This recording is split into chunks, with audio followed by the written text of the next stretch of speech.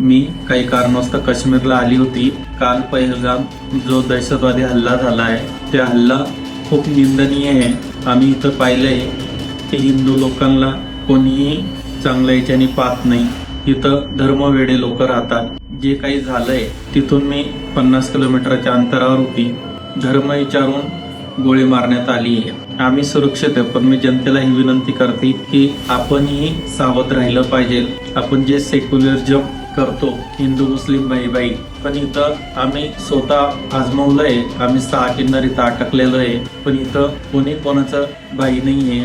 पण इथलं जे वातावरण आहे हे मी पाहिलंय. हे धर्मवेडे आपल्या महाराष्ट्रात, आपल्या देशात सेक्युलरिझमचं खूप चाललेलं असतं की आपण सगळे एक, पण हे कोणी नाही.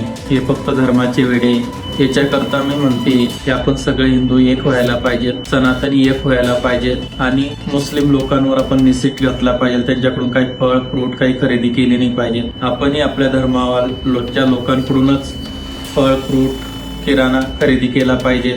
आज जे आमच्यावर इथं भित्ती आहे, आम्ही डोळ्यांनी पाहून सगळं बघतोय. तर माझी एकच इच्छा आहे तमाम हिंदू लोकांना, धुळ्याच्या जनतेला, की आता तरी डोळे उघडा, एक व्हा आणि सगळे एक राहू. जय हिंद.